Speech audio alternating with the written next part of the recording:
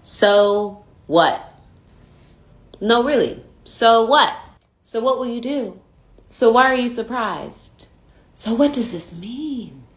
So where do we go from here? What will we do? I assume we will holler into our phones, or should I say into the abyss over this and over that. Some of us will hit the streets and protest, and already have. Basically, all of us will continue on using methods that have never aided our plight. And after some time, I imagine we'll be galvanized, distracted, or engaged with some new narrative sent down from the top to the bottom. Why are we surprised? Have you read the Constitution? And even if you haven't read it, I'm sure by now you've heard and learned that there's no right to privacy. Honey, there's no right to vote in the Constitution. What the Constitution does say is that the Supreme Court renders the decisions about what laws are valid and invalid under the Constitution, and that this elitist, disconnected body decides the supreme law of the land. What does this mean?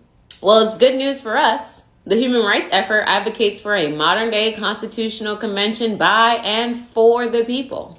We intend to facilitate this convention using Article 5 of our current Constitution, proposing an amendment that, when ratified, would require a constitutional convention by the people to happen within 1 year.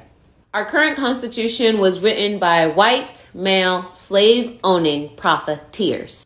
Our current Constitution was a contract between those folks and the people they entrusted to represent them. Our current Constitution was written in a time where many people were illiterate and didn't have access to the information necessary to self-govern. Our current Constitution was written with a feather pen. Our current Constitution was written for the betterment of a few. Where do we go from here? Thomas Jefferson says the earth belongs to the living, that laws and institutions must go hand in hand with the human mind, with change of circumstances, with discoveries, and with enlightenments. So too must our institutions keep pace.